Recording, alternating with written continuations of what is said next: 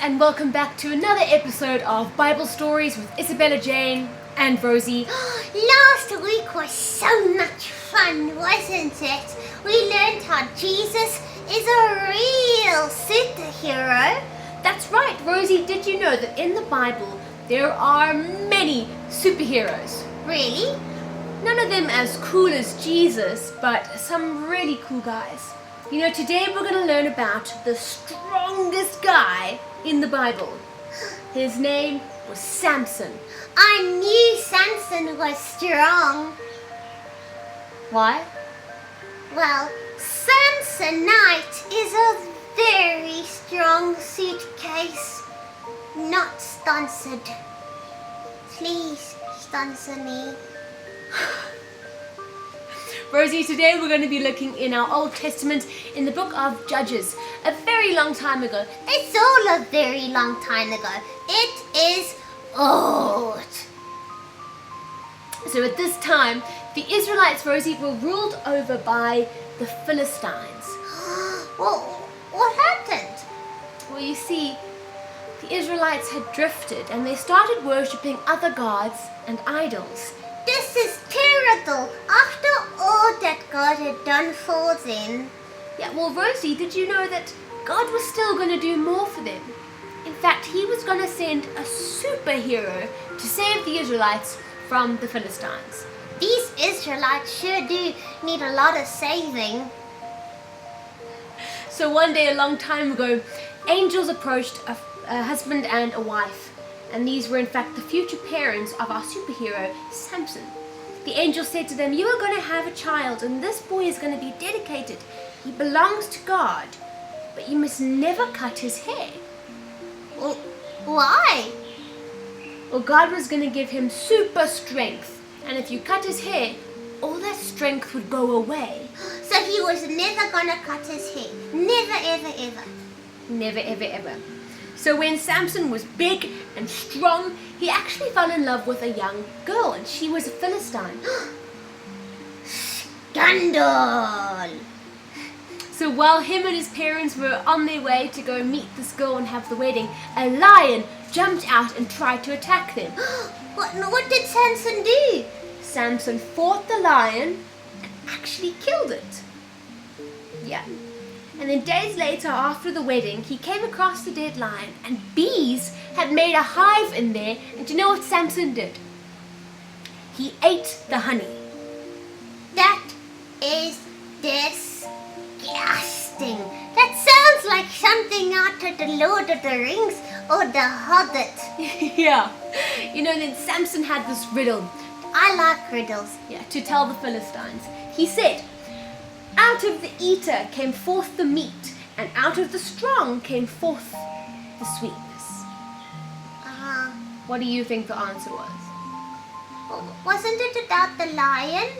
Yeah, it was about the lion, but the Philistines couldn't figure this out. Really? So they actually asked his wife to go and find out what the answer was. Okay. And eventually, Samson told his wife the answer, and she went and told the Philistines what the answer to this riddle was. Okay, that's not so bad. It's not so bad, but Samson got angry and he left her. Wait, what? No scandal. The plot thickens. This is like a reality TV show. Except it's real. Really, really real, Rosie. So now, a while later, Samson comes back and he finds that his wife has moved on and she's married to someone new. This is insane. It's intense. This is like... So this made Samson so mad, Rosie, that he burnt all the Philistines' crops. This guy has some serious issues. Rosie, once Samson burnt the crops, I'm sure you can imagine these Philistines were angry. So angry, they wanted to kill Samson. These guys, there's always something, isn't there? It's never simple. It just can't be simple with Samson. So Samson fled. He left town, he went to a new town, and there he actually fell in love with a new woman, and her name was Delilah. So he married this woman Delilah, and the Philistines actually found him and found her, and they bribed Delilah to find out what Samson's weakness was, because this guy was so strong, no one could beat him. So they wanted to know, what's his Achilles heel? So what did Delilah do? I'm sure they said, go away, I'm not gonna tell you anything. Well, she accepted the bribe. What? No! Scandal! So she accepted the bribe, and she went and she asked Samson, what is your weakness? What can people do to defeat you? I'm your wife, I want to know. And he actually told her a fib. He made up some story of what makes him weak, and that night she tried it. And it didn't work? Nope, it didn't work.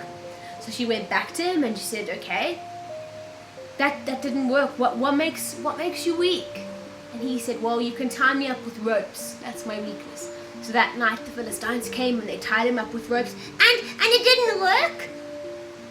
It didn't work. So now Delilah goes back to him and she says, you've mocked me. What is going to make you weak? And he says, you can weave my hair. And she did that, and? It didn't work. What? So now Delilah went to Samson and she said, you've mocked me and you've lied to me, and if you love me, you will tell me. And of course he didn't. Well, he did. Typical of a boy to go and tell her. So he said, no one has ever put a razor to my hair. No one has ever cut my hair. And that, Rosie, remember in the beginning, that's where his strength comes from. So did they cut his hair? They cut his hair and they locked him up. Oh no! So then he failed and God's plan didn't work. Now hold on here, Rosie. God's plan always works, because his hair started to grow back without anyone noticing. And one day, he started to push the pillars, and the house began to fall with the Philistines inside of it.